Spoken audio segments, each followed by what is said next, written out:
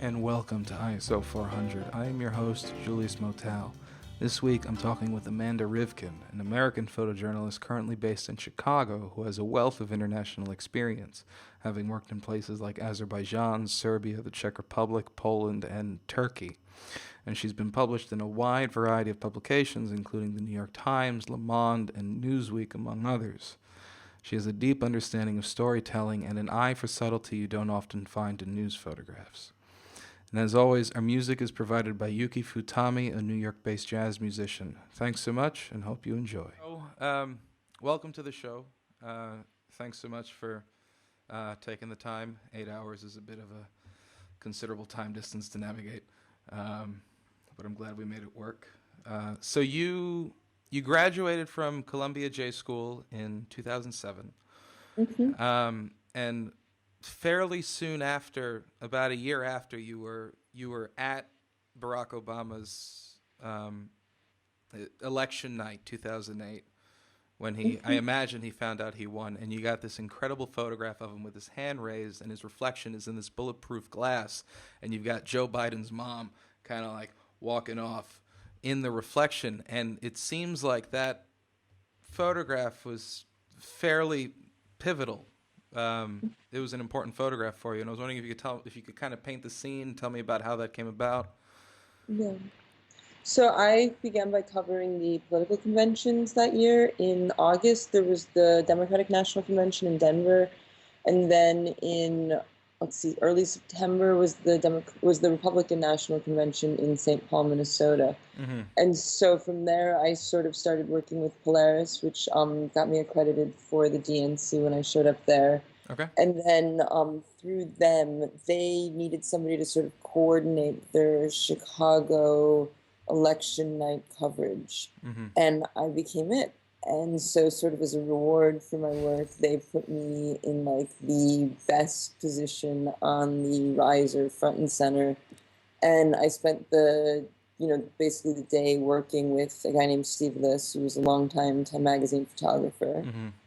And sort of out of that, as a consequence, was basically in the position to get the shot.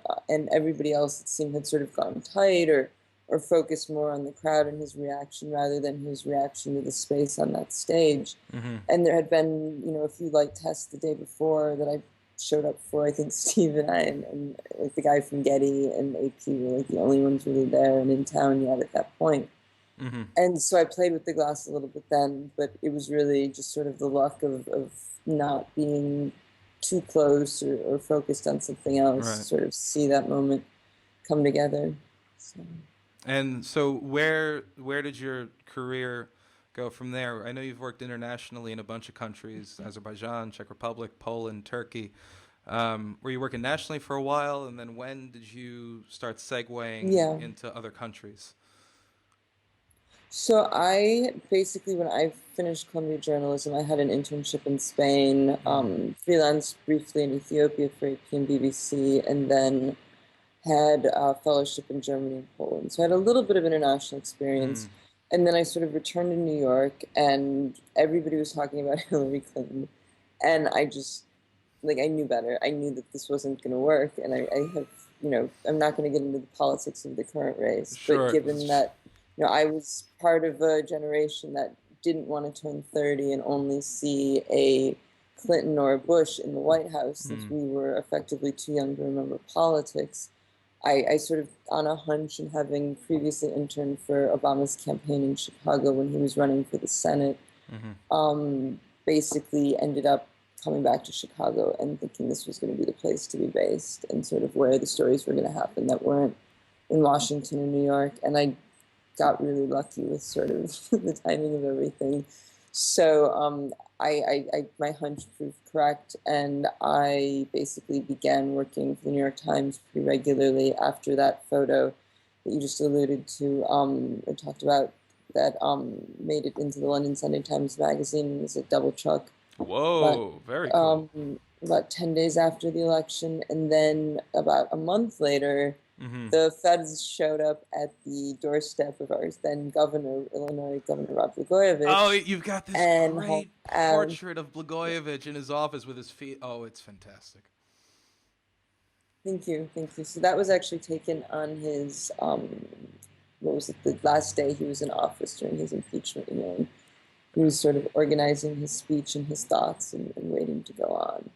But basically, yeah, I spent all this time working with sort of Illinois politics and Chicago politics, and then Chicago sort of became this big international city in terms of travel, and so there was a lot of travel assignments.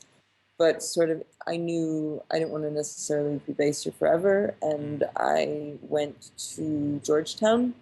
They gave me quite a bit of money based on my coverage of Blagojevich and Bill Ayers as well, who was the weatherman that Sarah Palin had at that point accused Obama of palling around with a terrorist. Right. Sort of long history short, Bill Ayers was part of this group in the 60s called the Weathermen.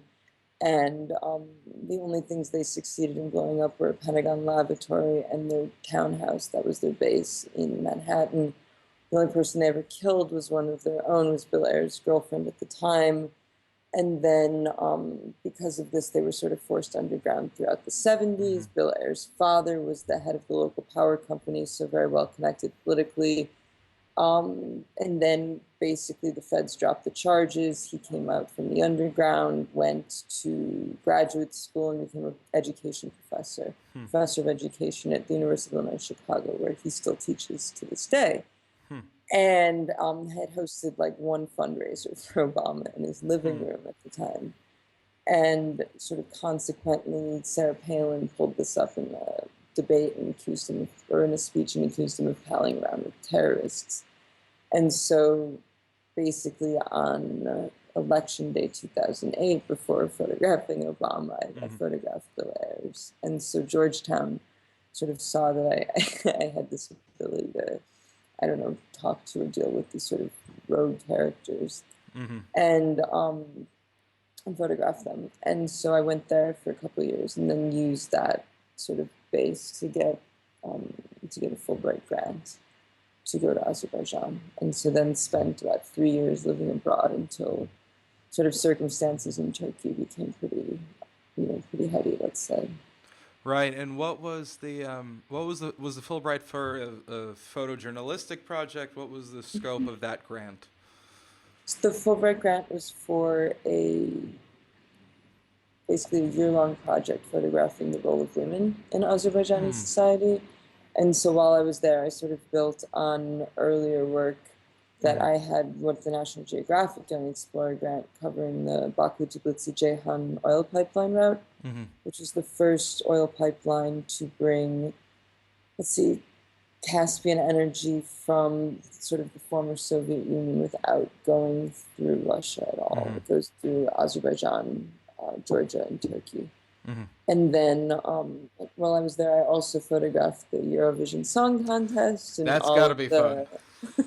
It was stressful. I mean, there was a lot of sort of human rights issues around it. Sure. And then the sort of experience of dealing with the various, let's say, weirdnesses of hosting it in a country like Azerbaijan, where, it's been a foreign policy priority.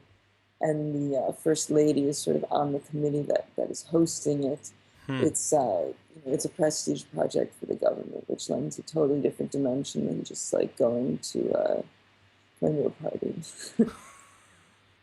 And what was it initially? What pulled you to photojournalism as opposed to other types of journalism? And were you interested in photography before you enrolled in J school? I really went there to write. And sort of in the process of realizing how much reporting is done by phone and sort of how formulaic so much of news writing is, I sort of gravitated more towards photography. And then, sorry, what was the second part of your question? No, just like what pulled you to photojournalism as opposed to other types of journalism, and did you have like a photographic bug before you even jumped into journalism? I always sort of had a small point-and-shoot camera growing up, and I took like one photo class when I was maybe in the 4th grade, but beyond that, no, I had very, very little photographic background. I mean, I went to photography shows when they were in Chicago at the Art Institute or the Cultural Center, but I never really imagine, like, as a teenager. I thought I'd be writing short stories or teaching or anything but really photography. And how did you?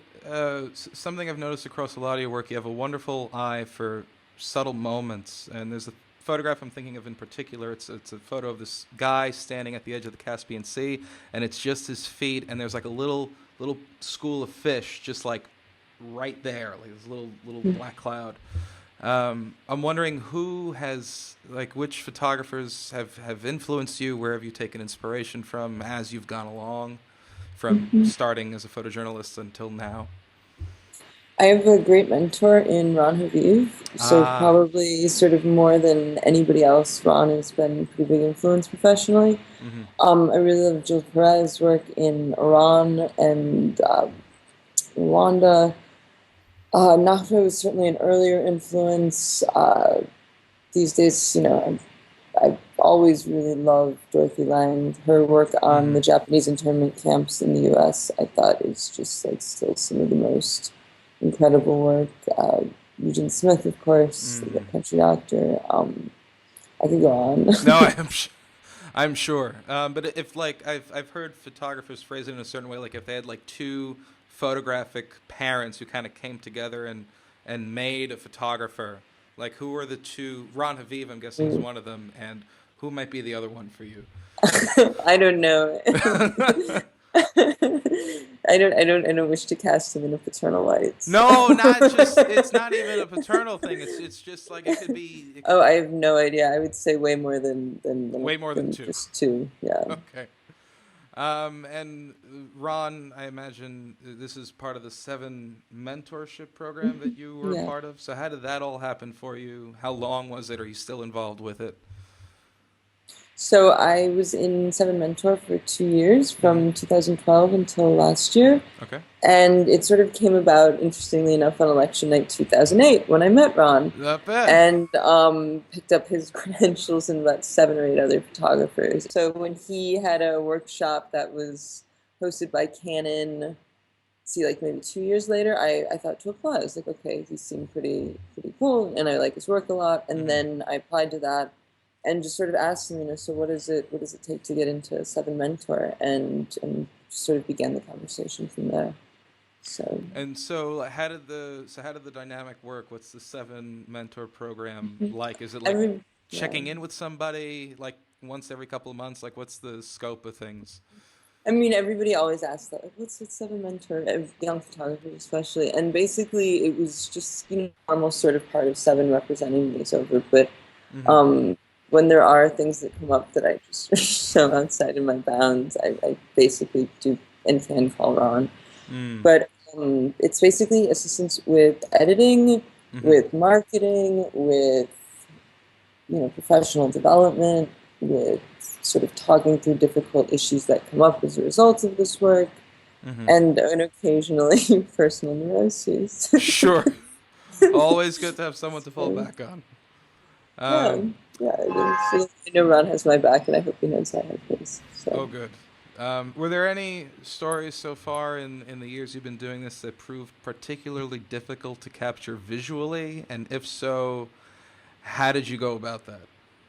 Yes, and they're failed projects that haven't seen the light of day. Oh, okay. So I wouldn't wish not to talk about them.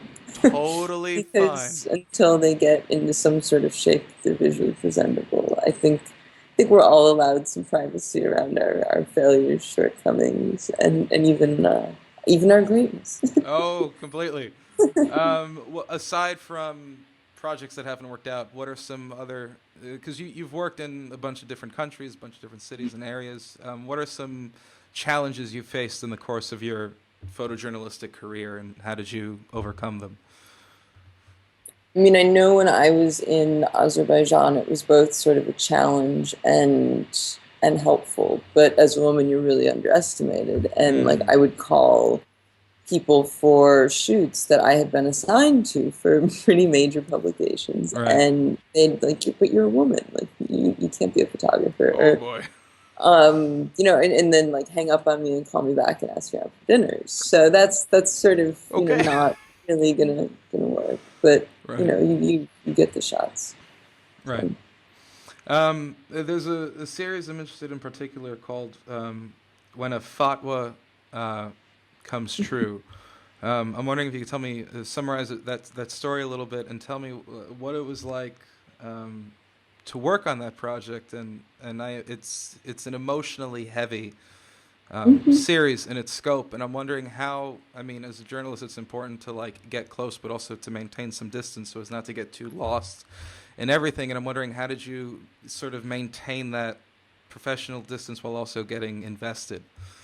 I mean, in that case, so the story is about the family of a murdered Azerbaijani journalist named Futami, who basically was sort of in the crosshairs between, more clerical, religious zealots and the secular government in Baku. I mean, they had jailed him and pardoned him in less than a year, and a Iranian Azerbaijani Ayatollah had put a fatwa against his life. The northern part of Iran is majority ethnically Azerbaijani. It is not part of Azerbaijan, the Republic of Azerbaijan, however.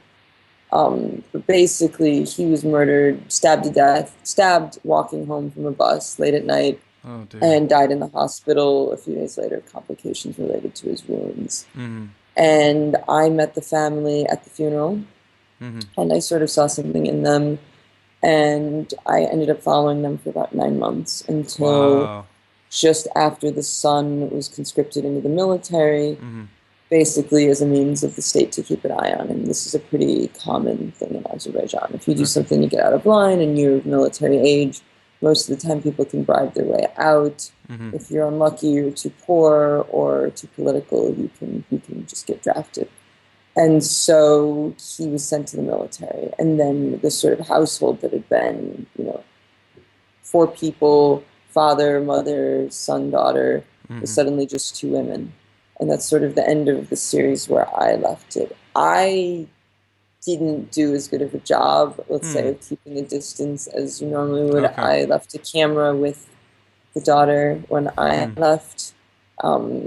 I stayed over the night that the son went to the military because they asked me to, and I just couldn't imagine not doing that. Yeah, of course.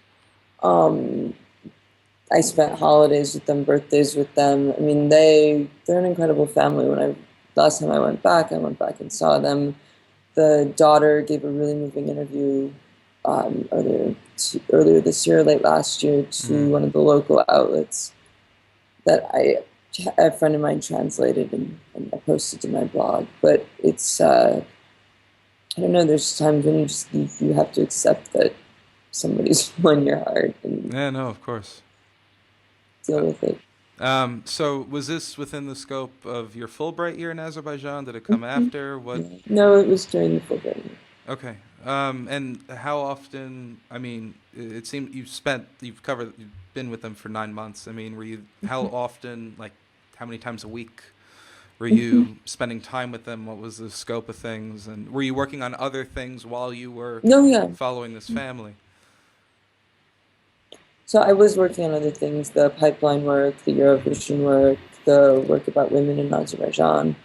But I was there, let's see, sometimes it would be like 3 days in a row if it was a holiday or if something major was happening in their lives. Other times it would be 2 weeks, maybe 3 if I was traveling. I was there every month, usually at least once or twice, sometimes more, occasionally less. And were there things in the course of being with this family and spending time with them and photographing them that you learned about yourself, both as a storyteller and a photographer? As a storyteller, I think you sometimes have to understand that things are going to pull at you and that you need to have that happen in order for it to pull at viewers or readers or your audience. And as a photographer, it really, there were times where I took maybe 3 pictures. There were other times where I took 200-300. It's, the waiting for it to happen. Usually we don't have that time and that luxury. Usually, like if you work for a newspaper, you'll have 5 assignments a day. If you work for a magazine, or you could be on some commercial shoot where, things are just moving at a snail's pace. It really depends on what it is. but that if you have that luxury, you should absolutely take it and wait for things. Yeah, no, definitely. Were there moments in the course of working on it where you saw a photograph but you chose not to take it? No, there were photographs that I took that the family then said, like, we don't want people to see that. I was like, okay, like that's in this situation, yes, I can. But those photographs are really not key moments. They never said that to me over anything that I would object to. It was not like, oh, our son's going to the military now, you can't photograph this. There was never that. It was just like, we don't like the way we look. That's totally so I understandable. figured since they let themselves, it's, and it wasn't, it was, I would gather a lot of images and then do an edit and sort of bring it to them in like 2 or 3 chunks over this period. It was never like, let's go through each edit every time. Sure. And how, so by the end of your time with them, because there are 20 images on your website. I'm wondering how many did you shoot overall, and like what was the editing process down, if you remember? I mean, I probably shot somewhere between 2,000 to 5,000 shots. I don't know. Yeah. Over 9 months, which isn't, like not a tremendous amount, but Sure. still a hefty volume. And then I think I whittled it down to like 130 selects, and then from there pulled out sort of, what do I need to tell this story? Right. And were you able to place it anywhere? No, actually. I've had images from the series run in different exhibits and places and sort of portfolios of the work, but I've never had the whole series shown as a series. Oh, I think that should be rectified. But anyway, so it was Azerbaijan first. What was the next country after? I moved to Turkey for 2 years and was based there. Okay, and that's where we met. And so what were you working on during your time? What were some of the stories you worked on during your time in Turkey? Did a little bit of the border issues. The Gezi stuff was going on. Ukraine sort of became a very big story while I was there. I was traveling quite a bit in the Balkans. I sort of didn't really know the region at all, and was sort of trying to get a handle on it. I covered the banking crisis in Cyprus, and then I continued to go back to Azerbaijan and Georgia. And something I noticed with a lot of the countries you've been to, is there something about former Soviet states that pulls you to these places? It's former Soviet states and probably Eastern and Central Eastern Europe. And sort of the thing that is sort of most beneficial for me is that these are pretty, I don't want to say closed off or xenophobic, but they're not countries that are used to a lot of diversity beyond sort of Slavic states or neighboring states. And I very much look like I could be local in just about any of these countries. And this is tremendously advantageous as far as people trusting you and people letting you in and people sort of not seeing you as a foreign element, even though you're not local and you're introducing this camera. My dad is a Latvian immigrant to the U.S. Okay. So sort of a lot of the regional background, psychology, we can even call it, I very much grew up with. And I just find these sort of peripheral of empire places where, borders have shifted a lot. Empires have sort of grown and expanded in these lands. That combined with the fact that the regional identities remain so strong is really, sort of like the persistence of man in a nutshell. Okay. And something I'm always interested in with photojournalists are some of the technical choices. So when you're going out on an assignment, what's in your camera bag? And do you have a preferred focal length that you like working at for your stories? So my workhorse lenses are definitely my 50 millimeter, my 24 to 70 millimeter, and then a 35 fixed as well. And then, if I've got to do telephoto, obviously the 70 to 200 or bigger. But I don't like shooting flash, so I never carry flash, and I like to work with whatever light is available. So some of the pictures that I have are generally, on the darker side. Right. But I really don't. I find the intrusion of the camera in me to be often very much, and the challenge of working with existing light, in a nightclub scenario or a dark train sort of presents its own technical challenges, which is why the 50 millimeter, if you have like a 1.4, is just so critical in those situations. And then as far as sort of dealing with packing and logistics, I always carry a mag light. Let's see what else is sort of always there. Card reader, I always separate, basically I one set in my backpack, sort of like spreading your money out. You never put it in one place. And then let's see what else is. Hard drives. Definitely. If I'm going somewhere more rural, I'll bring coffee and a French press. Very good. And some sort of cup to drink. If I usually have first aid kit, and That's then good. Some sort of raincoat. And with some of the stories you're working on, you have worked on, some a little heavier than others. How do you, if you've had to, decompress with some of the heavier things you've worked on? That's what Chicago's for. No, it's nice to have family and really old friends around, and who you can talk about things that have nothing to do with photography or the news or anything sort of tangentially related to work. I do yoga a lot. I find that to be very, very helpful, and sort of taking time to read and do yoga. So. And you left Turkey about a year ago, I think, or a little over a year ago. What was the shift like going back home, having lived abroad for 3 years, and then making not easy at first, but I also had an assignment in Bosnia for almost a month, almost immediately within like a month of coming back. So I didn't really. It was a bit more gradual than that. Okay. And obviously you do a lot of photojournalistic stuff. Do you have any photographic projects that are non-photojournalistic photos that you do kind of just for you? I am sort of in the development stages of a few, but I don't really want to talk too much about them, lest they not turn out to be the wild success I hope right now they will be. Totally okay. You took over the Open Society Foundation's Instagram. How did that happen? I mean, is that something the Instagram takeovers you've done before? No, it was actually the first time I had done that, but they approached me about it because I sent them sort of a list of what I was going to be doing for about 5 weeks in Eastern Europe in June, July of this year, and they said, we'd love to have this story that it's a rather personal story in Latvia. And so that sort of came about that way.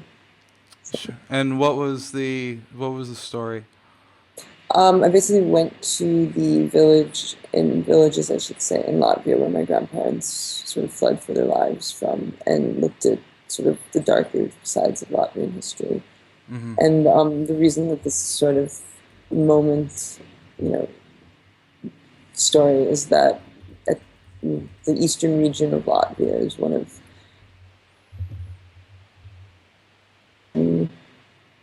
in terms of where territories are within the NATO countries, where Russian views, values, and Russian citizens have a big foothold. So it was sort of looking at this now that there's sort of a massive increase of tensions between NATO and Russia over NATO's eastern border. And I mean, this being obviously deeply personal story, how did you go about visualizing that? What was it like working in that space, knowing what had happened there?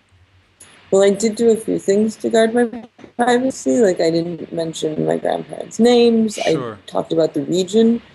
But I thought that universalizing the story was far more important than naming any specific town, because this is something that happened in many, many towns in eastern Latvia in Latvia period during the course of first the Russian occupation, then the German occupation, then the Soviet reoccupation in 1945 until 1991 when Latvia gained its independence.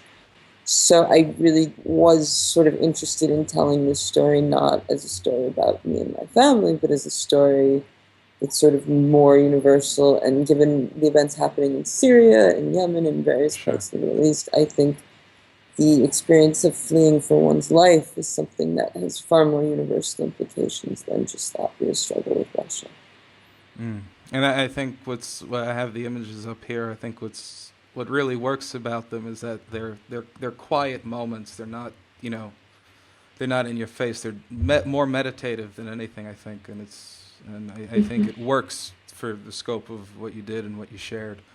Are there, given the places you've worked, are there places that are on your radar that you'd like to work that you haven't had a chance to go to yet?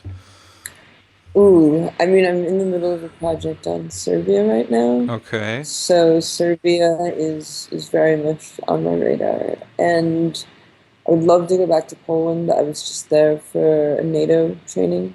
And I'm sort of thinking, there's places that I would love to go that are very, very difficult for, someone like me to get access to. Sure. But Belarus is sort of fascinating to me. I'd love to go back to Ukraine. And then, I've always sort of dreamt of living and working in Pakistan. Really? But that seems so distant at the moment, yeah. So probably, I'm just sort of fascinated by all the complexities of Pakistan, the fact that it's, the nuclear arms issue, the fact that it's never really won a war, that this sort of, there's only one other country that is so similar to it in a lot of ways, and the sort of pariah state status, the fact of these British colonial overtones, that it doesn't really, in parts, seem to have gotten past a feudal state. I'm fascinated by it, but I've never had the chance to go. So. I hear you. What was the NATO training like? That sounds incredibly interesting. It was fun. It was, the sort of difference between traveling with a military that's friendly to you versus dealing with a police force or somebody who's just opposing what you're trying to do is a very different experience. And I think that alone is very good to have. Additionally, when you're in a training scenario, you don't have incoming to deal with. It's not like a riot scenario where you're worried about what's going to hit you in the head.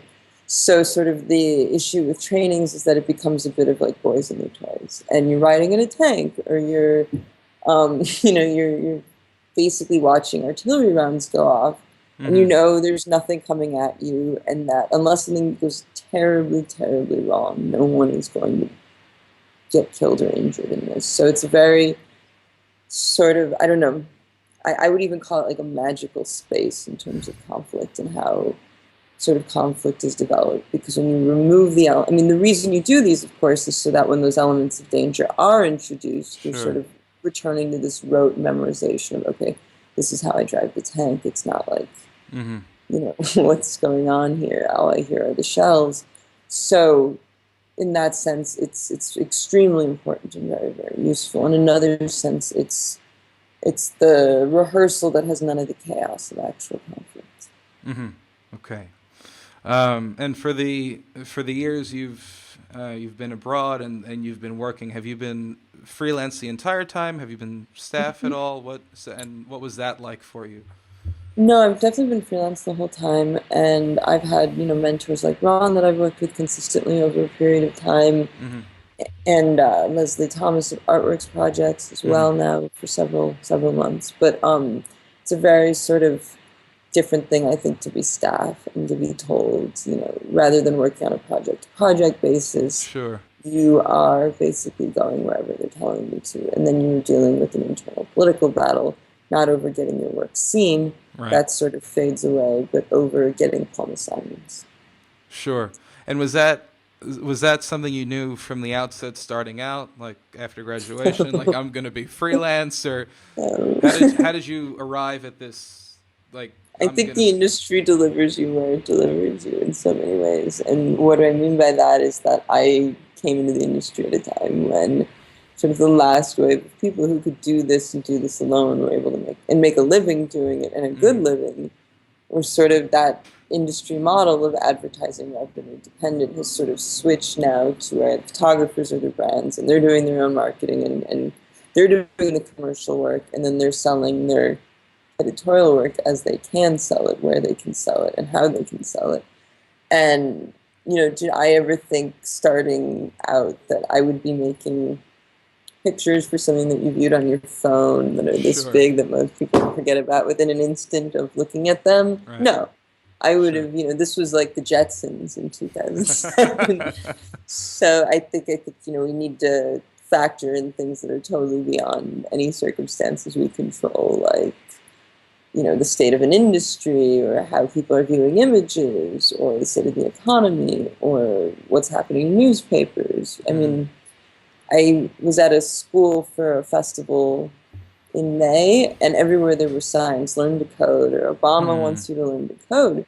And this is another language like any other, and those who think that technology won't make coding obsolete are, of course, going to be obsolete themselves someday too. So. Right. And have you ever taken on video? Have you been asked to do video? I notice with a lot of my photojournalist friends, they're doing a good amount of photo, but also a whole lot of video. And I'm wondering how that's been for you, if at all. I need to do video. I learned how to do video. I mean, I've taken like brief things on my cell phone, but nothing more substantive. I really am in love with the still image, and I think a lot of video does get lost in this sort of sea of video. We used to have television, so that people in editing rooms would chop the footage together and present, to us, to the world, what we should see or what they thought we should see. And now you sort of have, like, YouTube is the world's editing room, basically. So it's very, very different. Everything's very different, even than 8 years ago. Definitely. And what is it about the still image for you that has such resonance? I think the fact that you can look at it on your computer, that you can look at it in a magazine, that you can look at it on your phone, or that you can look at it on a museum or a gallery wall, that this sort of translates. You can see it in bus stops. There's a group in, I think they're Paris-based, that are putting photojournalism Disturb up on sort of walls in public spaces, which isn't a new thing. They did this under communism in Poland with bread lines to show people the reality they weren't getting in their newspapers at the time. It's, the photo is going to be around for a really, really, really long time because it has been around in some form, whether it's, drawings on vases that tell a story or other means of conveying the narration of the times one lives in. It's very, very permanent, this sort of desire to use images or representational likenesses to tell a story. And I think video, people treat it like it's very new, but television's been around since the 1950s. Right. Still images have been around since the 19th century. And, as I just said, there's a much deeper history than that.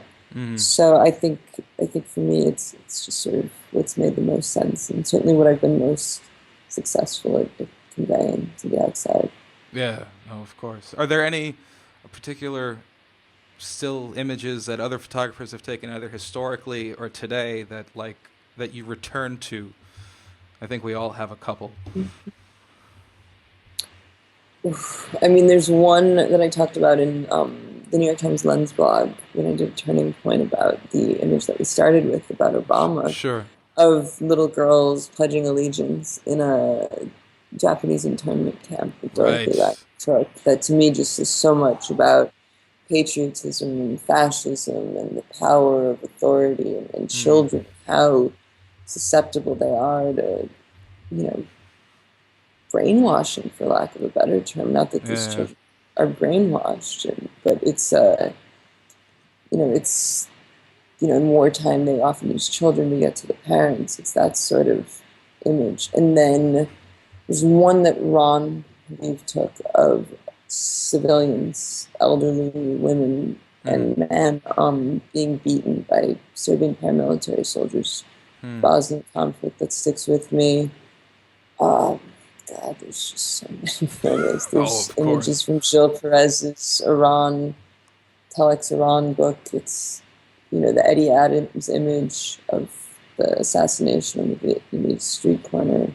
Yeah. It's sort of, these things sort of woven in the visual repertoire. Yeah, no, definitely. And something I ask each photographer in these interviews, and it's tailored to the photographer's experience. If you could give one piece of advice to someone who's just starting out in photojournalism, what would that piece of advice be? Just one piece of advice? Be persistent. Okay.